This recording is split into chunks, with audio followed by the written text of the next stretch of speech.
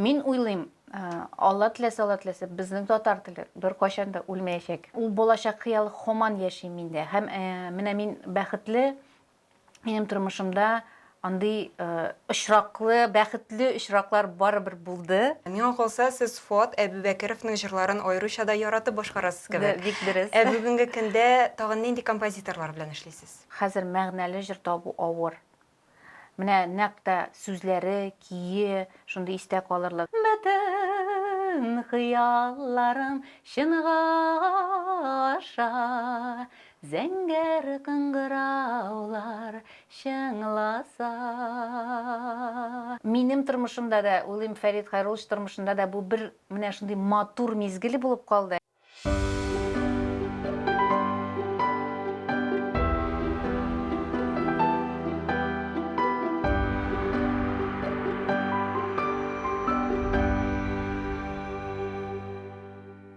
Хәерле көн, хөрмәтле тамашачылар. Сез Татарстан 24 каналында мәдәни агарту тапшыруын карыйсыз. Барыгызга да матур һәм уңышлы көннәр теләп, сезне сәламлыйм мин, Гөлүсә Сыңгатуллина.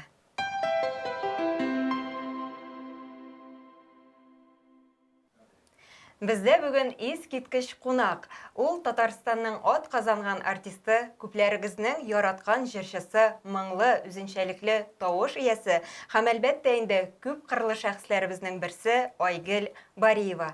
Хәерле көннәр, исәнмесез? Хәерле көннәр, Гөлүсә, һәм инде барлык безнең караучы, безнең тамашачыларыбыз. Сезне күрүебезгә без бик шатбыз, рәхмәт килгәнегез өчен. Рәхмәт чакырганыгыз өчен. Менә шуннан да инде сез инде күп еллар дәвамында тамашачыларыбызны һәр даим шатландырып торасыз. Аларга үзегезнең иҗатыгызны бүләк итәсез, яңалыкларыгыз белән таныштырып торасыз. Һәм әйтергә кирәк, сезнең тамашачыларыгыз бүгенге көндә җир шарыбызның төрле почмакларында яшәп яталар. Менә сорыйсым килә, сезнең өчен бүгенге көндә сәхнә нәрсә ул? Сәхнә минем өчен бүгенге көндә генә түгел, ул туганнан бирле минем икенче йортым дисәм дә була. Чөнки мин сәхнә артында үскән бала. Минем бөтен балачак үтте сәхнә артында. Шуңа күрә сәхнә минем өчен ул һава кебек. Мин сәхнәсез чәчәк ничек менә сусыз тора алмыйм, мин шулай ук сәхнәсез тора алмыйм. Шуңа күрә менә бүгенге көндә дә менә бу катлаулы заманалар, пандемия заманы безне, артистларның күбебезне өйдә бикләп куйды бит инде. Шуңа мин бик авыр кичерәм, башка минем коллегалар кебек тә дип уйлыйм. Ләкин менә инде Аллаһы бирсә, дөньялар рәтләнер дип уйлыйм, һәм инде кире сәхнәгә мин бик һәм минем өчен максат тормыянда акча эшләүме ул, акчасызмы ул җырлау, акчагамы ул җырлау, андый максат юк. Мин әйтәм бит, һәрбер җырлаудан ниндидер менә Ләззәт аласыз, ләззәт кенә түгел, ул тормышның мәгънәсе. Ул менә, беләсезме, әлбәттә теге әйтерләр инде, ничек инде акчасыз бит яшәп булмый, әлбәттә акча да кирәк, ләкин ул акча өчен минем хәзер икенче һөнәрем бар, Аллага шөкер. Менә сәхнә, менә һәр вакыт кызганычка каршы сәхнә белән генә акча эшләп булмый. Ләкин сәхнәсез мин барыбер яши алмыйм. Ул минем өчен рухи дөньям. Әйтәм бит, ул булмаса, мин бөтенләй башка һөнәрләрне мин эшли дә алмамын. Аннан башка. Шуңа күрә менә сәхнәдән айырмасын Аллаһ Тәгалә, генә шуны гына сорыйм. Мин һәм әйтергә кирәк, сез үзегез дә безнең сәхнәбезнең гүзәл чәчкәсе. Рәхмәт. Хәзер әйтегез, бергәләп сезнең иҗат юлыгызга багышланган сюжет карап битек, аннан соң инде әңгәмәбезне дәвам итәрбез. Игътибар экранга.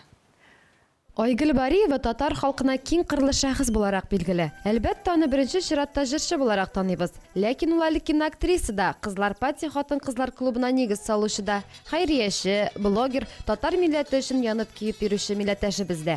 Мәктәпне тәмамлаганнан соң Айгөл Бариева Мәдәният һәм сәнгать университетына, сәнгать педагогика факультетының хор бүлегенә укырга керә. Аны кызыл диплом белән тәмамлый. Институтта укыганда Айгөл Татарстанның халык артисты Рәхилә Мифтаховадан вокал дәресләрен ала башлый. Аның белән 1993-1995 елларда Финляндия, Төркия, Австрия, Германия, Швейцария шәһәрләре буенча актив гастрольләрдә йөри. Бу илләрдә яшәүчеләрне һәм кунакларны татар музыкаль фольклор сәнгате белән таныштыра. Айгөлне татар милләтен дөньяга танытучы шәхес буларак очраклы гына атамадым. Күпләрегез өчен бәлки яңалык та булыр. Ул төрле илләрдә яшәүче татарлар белән элемтә урнаштыручы җырчы да. Австралиядәге татар диаспорасы вәкилләренең күп санлы сорауы буенча Австралиягә барып Сабантуй милли бәйрәмендә катнашкан иде. Моннан тыш Монреаль, Париж, Торонто, Болонья кебек шәһәрләрдә яшәүче татарлар өчен дә милли моңнарыбызны алып килгән, мәдәниятебезне җиткергән, Казан сәламен илтеп тапшырылган моң хәле дә ул. Айгөл турында сөйләгәндә аның әтисе Шамил әфәнде хакында да әйтми узу мөмкин түгел. Бариев Шамил Мәсгут улы кино һәм Галиәсгар Камал исемендәге Татар дәүләт академия театр актеры, ТАССРның атказанган артисты, режиссер һәм педагог, Муса Җәлил исемендәге милли премия лауреаты. Башта кызның сәхнә юлын сайлауына каршы төшсә дә,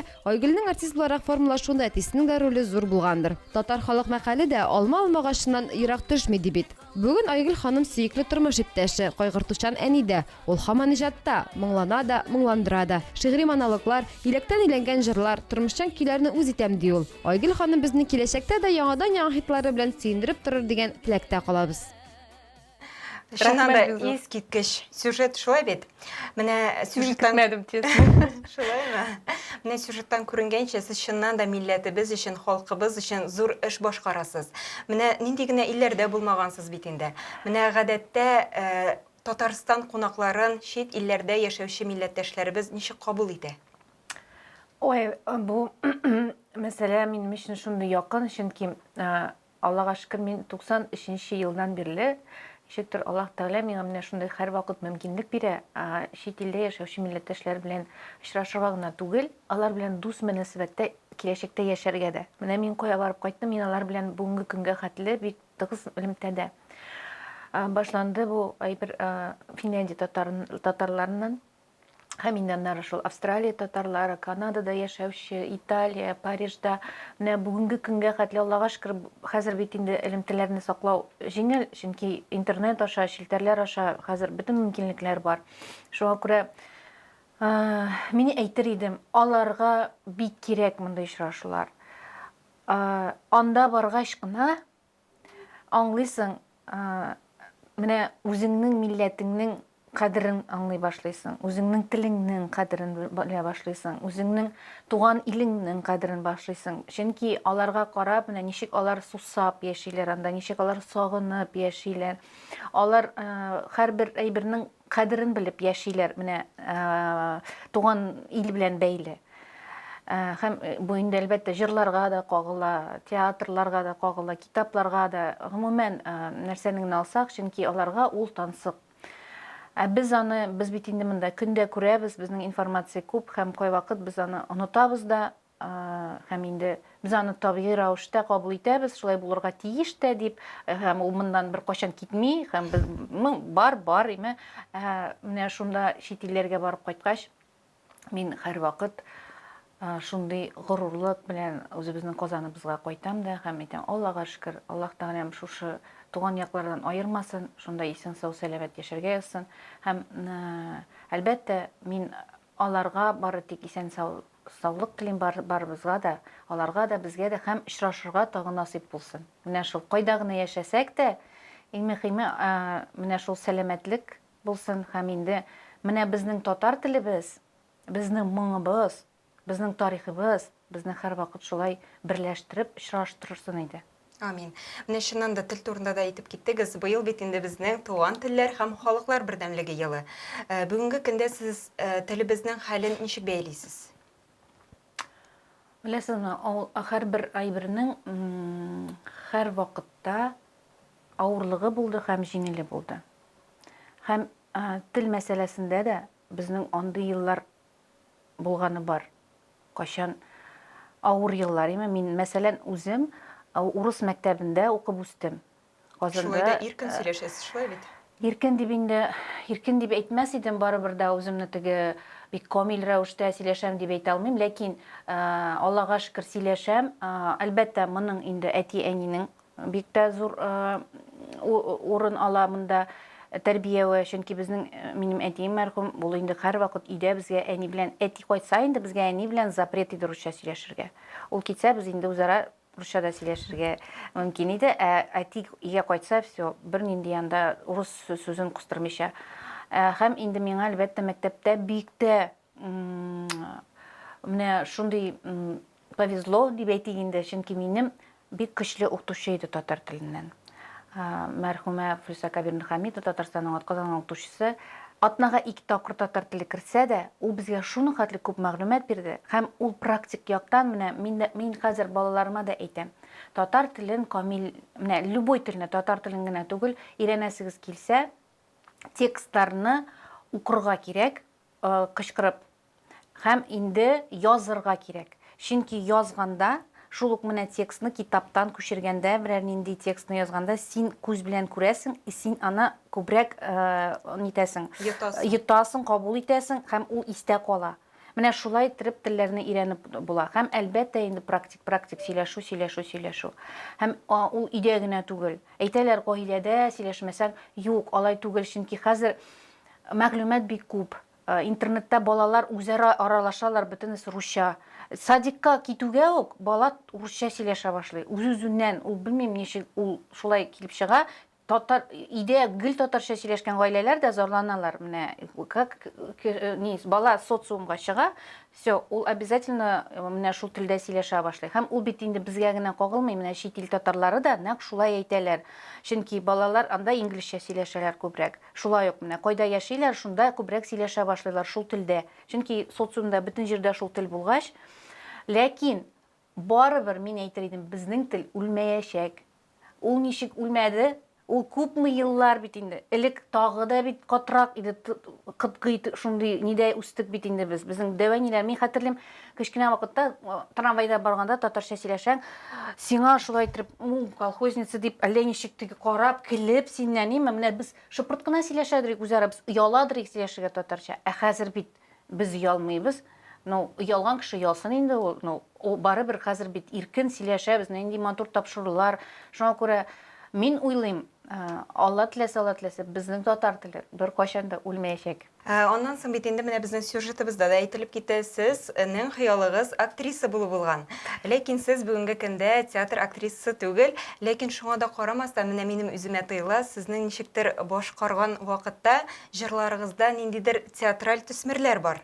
Гадәттә бит инде менә театр актрисаларына игътибар итсәк, аларның башкаруында ниндидер тормышчанлык, ниндидер ихласлык, җылылык бар. Сез бу турыда үзегез нәрсә уйлыйсыз? Әлбәттә бар, чөнки мине әтием шулай өйрәтте. Кечкенәдән үк минем иң беренче укытучым, сәхнә укытучысы, җыр буенча укытучым әтием иде.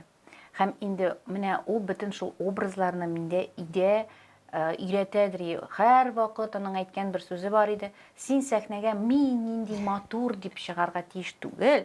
Син һәрбер җырның образын тудырырга тиеш. Нәрсә турында җырлыйсың син, нәрсә тамашачыга җиткезергә телисең. Әлбәттә ул драма артисты буларак, ул миннән шулай ясарга теләгәндер дә инде. Актрисага килгәндә, минем театр актрисасы түгел, кино актрисасы буласы киләдер. Да, кинода төшү минем инде ул балачак хыялым иде, кечкенәдән үк.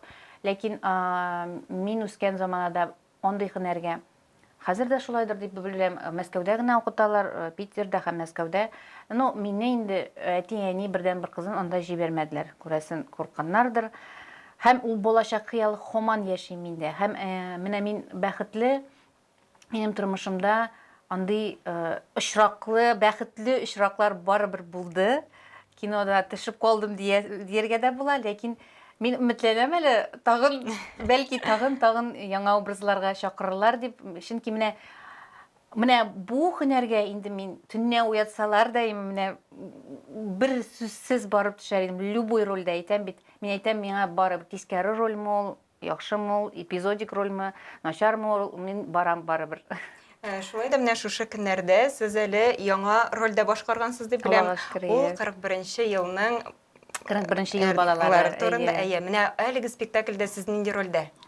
Мөхәммәд Мәгдиевнең 41 ел балалары бу кино, бу полнометражный фильм булачак. Алла бирсә, бу инде безнең классик әсәрләребезнең берсе һәм мин шушы легендар кинода, легендар дип әйтәм, чөнки мин шанам, бу кино тарихка кереп калачак, чөнки аның китабы да шундый бит инде, романы да шундый, күпләребезнең яраткан романы, шуңа күрә мин бик бәхетле шушы проектка эләгүемә, инде бу проектның җитәкчеләренә бик зур рәхмәт әйтәсем килә. Мин анда кечкенә генә укытучы ролен уйныйм, музыка укытучысы, Латвиядан монда эләккән шундый латышканы уйныйм инде. Гомумән, бу фильм бик кызык булачак. Аның, беләсезме, бу фильмны эшләүче егетләр, команда яшьләр. Режиссер да, оператор да, монтаж, менә бөтен яшьләр һәм яшьләрнең менә шундый талантлы булуына мин сокланып кайттым. Аларның икенче төрле караш, аларның менә бөтен теге хәзер бит инде технологиялар икенче, алар ничектер башкача күрәләр һәм миңа үземә дә кызык. Ничек алар, чөнки менә бу бит инде 41 ел балалары, без шул 41 елларны тасвирлыйбыз, күрсәтәбез. Ә яшьләр бит аны күрмәгән, үсмәгән, аны бит инде шул сөйләшү буенча, сөйләүләр буенча да, китаплар буенча гына белеп, һәм алар аны ничек күрсәтерләр микән? Менә шунысы миңа бик кызык. Һәм аннан соң менә иҗатыгыз турында сөйләшүебезне дәвам итеп, сезгә шундый сорау бирәсем килә.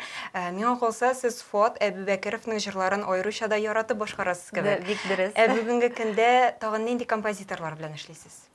Бүгенге көндә мин бик күп композиторлар белән, менә хәзер барсында санап китсәм, кемнедер әйтмәсәм, миңа үпкәләрләрдер, ләкин инде мин һәрберсен ихтирам итәм. Гомумән, авторларга килгәндә, авторларга бик зур рәхмәт әйтәсем килә. Чөнки җыр башлана ул шигырьдән һәм көйдән. Аннан соң инде без җырчылар аны тамашачыга җиткерәбез. Җыр, мәгънәле җыр, хәзер мәгънәле җыр табу авыр. Менә нәкъ тә сүзләре, көе, шундый истә калырлык име, һәм җырны бит инде аны теге бер көнлек җыр булсын дип тудырмыйсың. Ул буыннан буынга күчә торган дип шундый теләктә, һәрбер җырчы шундый теләктә дип уйлыйм мин. Һәрбер җырчы, әйме. Инде Фуат абыга килгәндә, дөрестән дә минем балачак үтте шул театрда бит инде әйтеп киттем. Һәм анда инде иң шундый музыка язучы композиторлар нәкъ менә спектакльләр өчен Фуат абый һәм Азат Хусаинов иде. Менә шуларның җырларында мин үстем һәм әлбәттә инде бүгенге көнгә хәтле репертуардан төшермим аларның җырларын. Шулай ук Зөфәр Харитдинов, шулай ук Фирзә Рабы Муртазин. Бүгенге көндә без бик нык Илемтәдә Фирзә Рабы белән эшлибез. Аның җырлары инде искиткеч, шулай ук һәрбер җыры хит. Һәм инде менә яшь композиторлар белән бик күп тә эшлибез. Үземнең иҗатташ дустым Лилия Муллагалиевна җырларында башкарам. Гомумән, композиторларга килсәк инде, шагыйрьләргә инде барсын да әйтеп тормыйм, но ләкин барсына да мин бик зур рәхмәтле. Инде Фуат абыга килгәндә, иң яраткан җырларымның берсе ул инде Зәңгәр кыңгыраулар һәм Синең өчен чәчәк җыям. Аны инде бөтен җирдә сорыйлар, каягына бармасам, җырлали шуны дип һәр вакыт сорыйлар. Шуннан да искиткеч җырлар бит. Аннан соң сез бүгенге көндә интернет челтәрләрендә дә актив торасыз бит инде. Һәр даим үзегезнең матур фотосурәтләрегез белән, видеоларыгыз белән уртаклашып торасыз. Менә шушы көннәрдә Фәрит Хайрулла улы Мөхәммәтшин белән бергә җырлаган җырыгызны да урнаштырдыгыз.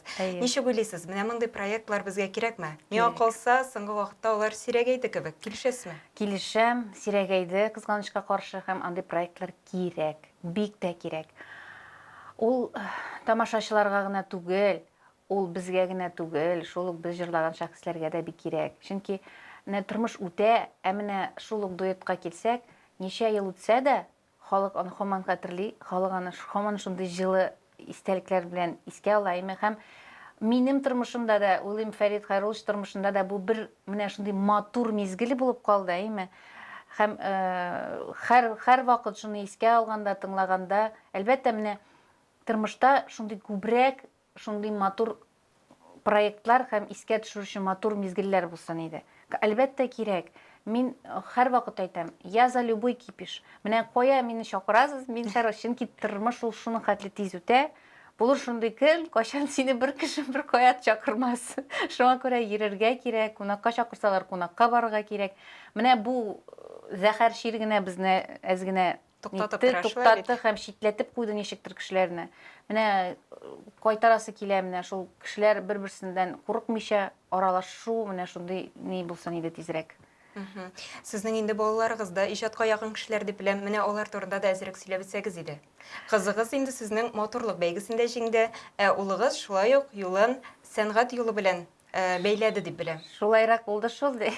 Ничек кенә мин теләмәсәм, шулайрак булды.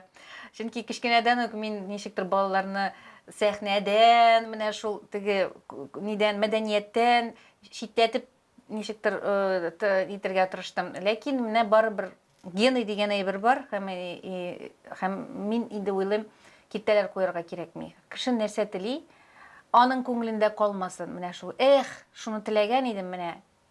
Кемдер миңа анда барма диде, или тагын кемне кирәкми. Һәрбер кеше менә үзенең хыялларын тормышка ашырсын иде. Һәм Аллага шөкер, кызым бүгенге көндә ул Каида укый. 4-нче курсны бетереп 5-нчегә керде. Менә 5 ел ярым укыйлар, ул специалитетка укый. Самолетостроениедә бик авыр шундый бүлек, ләкин үзе сайлаган бүлек. Ләкин шул ук вакытта ул да сәхнәгә тартыла. Шул ук иҗатка тартыла.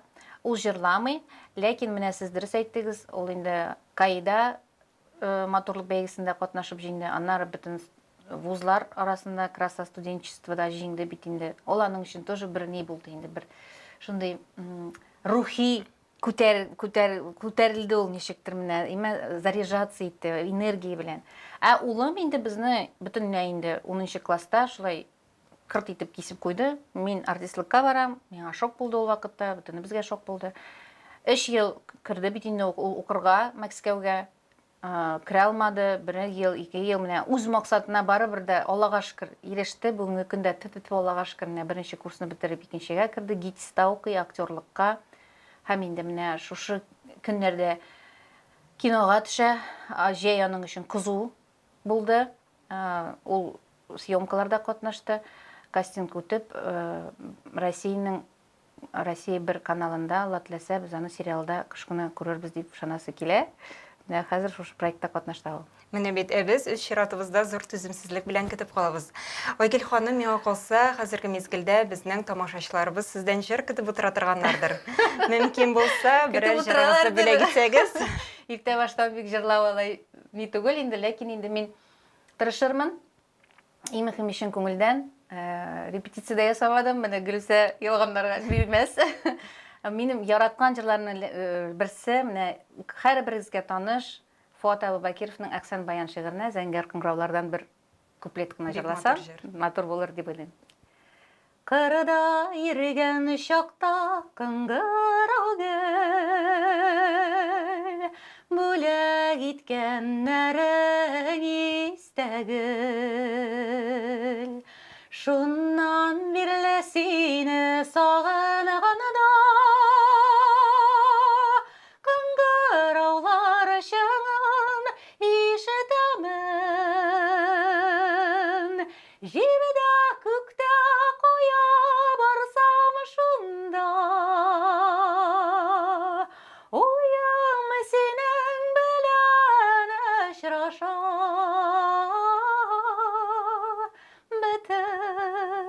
Хыялларың чынга аша, зәңгәр кыңгыраулар чыңласа. Бөтен хыялларың чынга аша, зәңгәр кыңгыраулар чыңласа. Чыңласа, чыңласа. Афәрин, искиткеч булды бу. Рәхмәт, Бик зур рәхмәт сезгә. Менә ни кызганыч, инде безнең тапшыруыбыз ахырына да якынлашып килә. Һәм әлбәттә инде минем сезгә тагын бер сорау бирәсем килә. Айгөл Бариева киләчәккә нинди планнар белән яши икән? Айгөл Бариева киләчәккә яңа көчләр туплап, яңа илһам туплап, менә дөресен әйтим, соңгы арада бу һәрбер артистның бәлки инде менә шул авыр чаклардыр, ничектер күңел төшенкегә бирелә башладык, ничектер сәнгать кирәкмидер дә дип уйлап куясың кай вакыт, алдамый. Менә бүген сез миңа шундый бүләк ясадыгыз. әле шушы минем туган көнем алдымда шулай белеп эшләдегезме сез моны? Мин прям җылы-җылы карадым бу сюжетны һәм мин аңладым, что мин тамашачыга кирәк әле. Миңа бу юлны бер дә ташламаска. Әлбәттә, яңа концертлар, яңа проектлар, яңа җырлар өстендә эшләп, Аллаһы бирсә, тамашачы белән очрашырга насыйп булсын. Сезгә бик зур рәхмәт, мине бик нык илһамландырдыгыз бүген. Без сезгә үз чиратыбызда зур рәхмәтләребезне әйтәбез һәм бары тик күңел күтәренкелеге телибез. Иҗатыгыз гөрләп барыр, сездән яңа җырлар көтеп калабыз. Бик зур рәхмәт сезгә. Татарстан 24 каналында мәдәни агарту тапшыру булды. Барыгызга да исәнлек, саулык теләп, мин Гөлүсә Сыңгатуллина сезнең белән сау булашам. Матур көннәр сезгә.